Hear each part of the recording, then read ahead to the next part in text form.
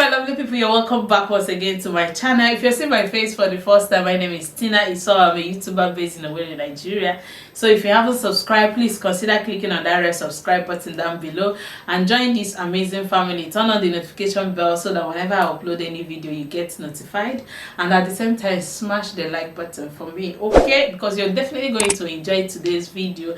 And do not hesitate to put down in the comment section whatever you feel about this video, okay? But before I go into the title of the video, which you may have seen in the title down there, let me have the honor to introduce my darling chairman, my husband, my Tatarumi one time, my ATM machine, my husband, uh-huh, a partner, my spouse, my what else again? What other word? Sweetheart. I was wondering, no sweet name for me. Oh yeah, sweetheart. What else? Hello everybody, and we hope you enjoyed today's episode because it's going to be an interesting one.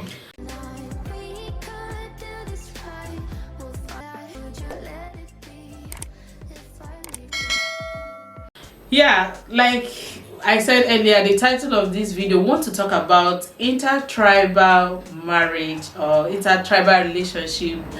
He is Edo State Ishan precisely, and I am one for Igbo babe, okay?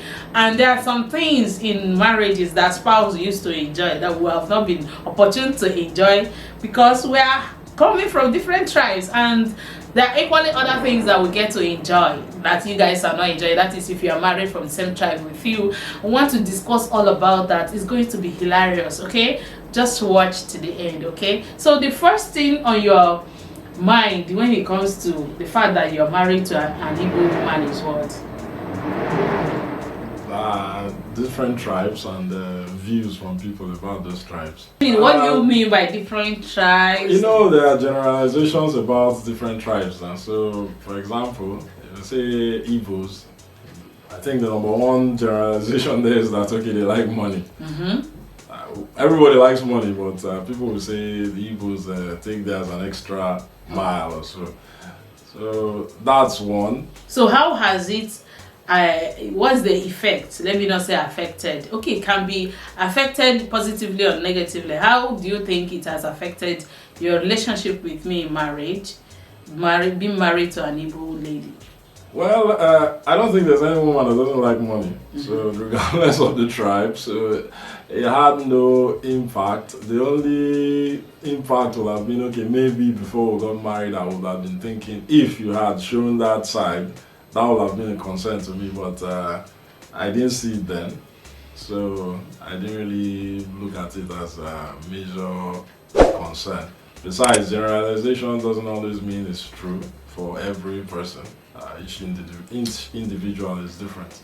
It's good that you noted that. Okay, to the second point, which is definitely coming from me, is that it's not easy. Like when you have people around, when we have people around us, there is nothing like coded words. There is nothing like babe, kinda you know, those kind of things. Babe, what put that up hanga? You know, like if assuming you are not Igbo, you visit us, there is a way we will say some things you will not decode, okay? But in this case, in this our marriage, everything is confidential, and sometimes when you want to say it, the person may not even understand. The person sitting right there will even understand before your partner, because you're looking for ways to say it. Bottom line is that there is nothing like coded conversation. You have to say everything. That is if you cannot excuse yourself, because there are some situations whereby you need to communicate to your partner, but you cannot just excuse him or her, but everything has to be said there. So in this kind of situation, this is one of the things I would say we are not enjoying in marriage, because we are married, we are coming from different tribes, okay? So what's the next thing for you? Next one would be due to the language, the naming of children. Okay. Yeah, so I think when we're trying to name, I knew that yes, she wanted to at least have her own names, which there was no objections to it, but we all know that according to tradition, the child's name or first name, or the man has first rights to naming the child.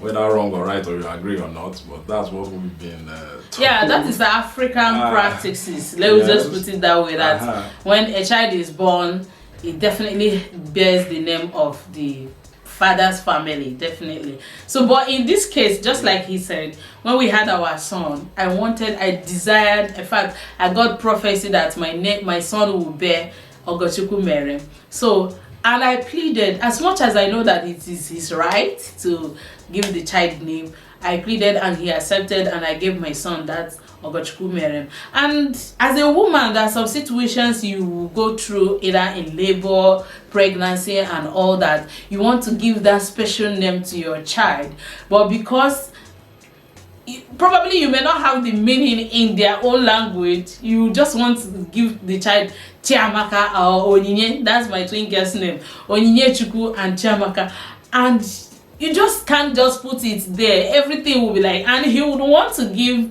their own native name, like Ehizele, Ehinomen, Ainose. That's are my children's names anyway. So you want to give that native name so that it's generational stuff. Yes. Yeah, so but in this case, it's actually an issue for some people in their marriages, that the man will say no, I must give, or the woman will say no, I must give. But all the same, is one of the challenges in intertribal relationship. When everybody gives, the names will become too many now. It's to be see people with 6, 7 names. Yes, like my son now, in his passport, his document is bearing Isoa, Jason, Ainose, Ogochukwu Merem, and so many other names. But this one, when you want to write it, and some places when you want to indicate names, they say there is nothing like abbreviation, you have to write it in full. Now you get tired, like, oh, there is no space for all these things, all the same. But that's one of the challenges. So in my own case, I would say the fourth point will be food. Hey, oh my god, this one is so vital. Like, I'm married to an Ishan man, and they have their kind of soup. We you know, Igbos, we get too many soup, and when I want to cook like cocoyam, he'll say, I don't eat cocoyam. Probably is my best soup, cocoyam soup, that is, or whatever you want to cook it. And for him, it could be black soup, because that's what they eat, black soup or bono soup. And both of them are not anywhere close to my favorite. They are not close to what I like. But in this situation, I have to still stand the ground on preparing what he likes, and sometimes denying myself of what I'd like. Okay, so that's the downside of it. But the good side of it, for a man like him who feels that he loves Igbo food, so he will stand the chance of testing his tribe's food and my tribe's food. And you know, we get soup now, all the soup and all the men they're like, oh wow. It's also beneficial to you now. You expand on your cooking skills. Yeah, exactly. That's the of course, it's another point that, like, now my mother-in-law she taught me how to cook the black soup, even though I've not learned it. She taught me how to cook the black soup and some other things in their tribe that they cook, which is like widening my horizon of cooking skills, learning how to cook both, not just the Igbo food, Asian food too. That's another point. So what's your next point, if you do? It's kind of like related to the first point, people's perspective of different tribes. When they say, oh, who are you married to? You know, most times there's a feeling about not just the Igbos, major tribes in Nigeria. There's this feeling that most people from there are tribalistic, but particularly the Igbos. That's the view. And once you are not an Igbo, people feel that why will you gonna marry somebody that is not an Igbo or something? There's this general which is wrong, because to me, everybody has equal right to choose who they feel they're going to get married to. And that's why sometimes if I see somebody who's tribalistic that is talking about racism, I laugh. I say, what's the difference between being tribalistic and being racist? In short, to me, tribalistic is even worse than racism, because you can see me physically, we are the same, and yet you are saying he's from Edo State. Being prejudiced against. So that's just the thing about perspective there. I think what I have to add to this point is this. Mostly it boils down to the woman. Like, most of the times when people say, where are you married? Where is your husband from? If I say Edo, you say, what? No. Like, when I brought him to my parents' house, he was like, no, now what did this guy give you? No, now he did not see anybody. I will jokingly, because I don't want them to go further to say anything that I wouldn't want to hear, I will say, I did not see any man in Igbo land. That's what I jokingly say. But it's not about where he heads from. It's because it's all about, are we compatible? Can we live together? Are we okay? Do we see our future together and all that? And it's still, even now, guys, let me tell you, legally in court, our court marriage, we celebrated our 10th anniversary this month.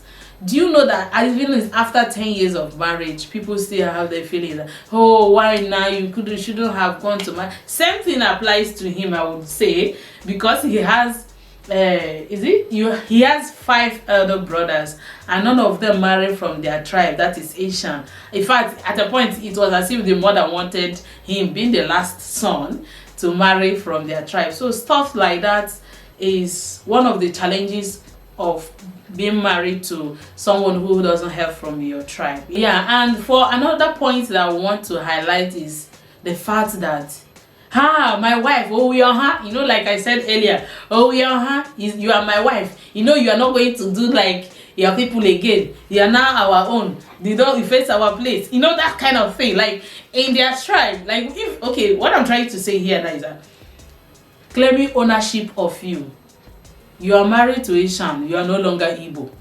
Hello, where did they remove it from my body? But when it comes to a country, they will say is a half caste, they say dual citizenship and stuff like that. But when it comes here, they want to take you alone. They don't want you to relate with the Igbo people again. And same thing applies to him. Like now, my people were celebrating what we call Mbomozo, and it is our tradition that him as an in-law, once in a year, that's when it's expected that you bring the grandchildren for my parents to see, or our people to see, and bring Maya Mbomozo for us. It's like New Yam Festival or clearing of bush, whatever literal meaning you may attach to it.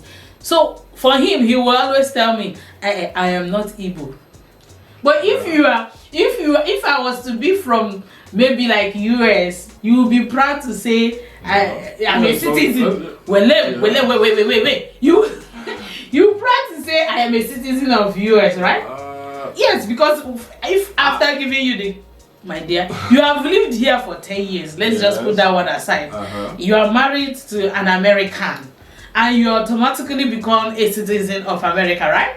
Yes. Is it legally? Is it obligatory to you to observe their tradition? No. Being a citizen doesn't mean I have to observe their tradition. No, if you go there, because no, don't say that. Because when you are signing that laws, it's laws now. No, traditional law is not the same thing. What is there anything? Is there any legal backing to traditions? Yes, now there is not. It's the tradition tradition inherits culture, culture inherits law, law inherits government. Yes. So everything is like that chain. If you obey the government, you should obey the law. If you obey the law, you obey the custom. If you obey the custom, is just like when you want to get married to somebody, you will be asked, have you paid her bride price? Why do they talk about it, tradition? Okay, now let me even expand on that. Tradition, there's nothing like traditional list or traditional constitution or something like, but there's bride price list. No. Yes, wait, I'm coming. Even if they don't give you the list, you can. There's some places you go, they will tell you there is no list. That you should bring whatever you like. Exactly. Just like I know in your place, you people don't give list. I know where I'm going. So where is it now written that every tradition? You people don't give list. You people don't give list. But you obey the tradition of paying bride price. True or false? Of course, that's true. Is it said orally, or is there a list? I'm not arguing that one. There's a list, but what I'm saying there is no list. You said orally and you respect it. What I'm saying now is that there's no legal backing to say I must. You can't compare being citizenship and this one. The same. Wait, let me not clarify. If you marry somebody from a different country now and you choose to become a citizen of there's a legal backing, there's documentation, there's signatory, everything, passport. But this one is any legal papers or anything to say that I must go to this festival or something. Let's not just drag this thing too far, because by law, by religion, everything. When once you're married to the family, you are my parents' son-in-law. Yes, I don't doubt that. Son-in-law, right? Yes. You can't son before the in-law, right? Yes. That ends it. You should obey the tradition, as long as it's not against your faith. What if it's against my own tradition or my faith? There's not. See, one thing I've come to realize is that most African traditions do not go contrary to itself. I know, I'm just saying now. So, don't say what you know that is not applicable. So, in this case, what we're trying to say is this. The bottom line is that intertribal marriages, these are some of the things you get to see. I am not Yoruba, oh, I will not do your Igbo thing. Oh, I am not Igbo, I will not do your Edo thing and all that. But in the actual sense, you are both from same tribe. Just like in tradition, my children have right in my father's house. Same as you, the spouse, have right in my father's house. And at the same time, you have the obligation to obey law. Same with me. I have the obligation to obey and respect your tradition. Correct. So it's both ways, okay? So that's it. And probably the last point, because I would not cultural differences. Yeah, which is what we're just talking about right now. Yeah, I think cultural differences is more like what you don't do and what you do. Like you said, like let me tell you one of the things I had in their culture, that if you are from Edo State and a female and you're married outside, so when the person passes on as a female, it has to be brought back. So things like that scared me. It's some of the weird cultural differences that I was so much afraid of. And that doesn't really make it. There's no big deal there now. Wherever, if you are dead, you're there. Wherever you're put, you will not know. What about people that die abroad and they still bring their corpses there to bury? It's Igbos even. So. No, it's family's choice. Exactly. So it's family, not traditional, not cultural. I think in all Africa, let me not go as far as Africa, in Nigeria, there's that culture that when you die, you're supposed to be taken to your home to be buried. Yeah, but in this case, why I say the cultural differences, in this case, I am from Igbo. I understand your point. That you're supposed I'm married to be Yoruba. You're supposed to be when I die. Yes, you are part and parcel of that. I'm just trying to generalize now that apart from that specification, it's not just Edo that does that alone. Some other tribes do the same thing. Benue do it as well. Yeah, Benue do that. So it's a common thing that once you die, you must go back home. But people don't do it anymore. People die outside of Nigeria. What's the point of buying their corpse back here again? So as people are going out, traditions are getting a bit weaker. At least the ones that are not, should I call it, very important. But we shouldn't make our culture to be weak, because that's our heritage.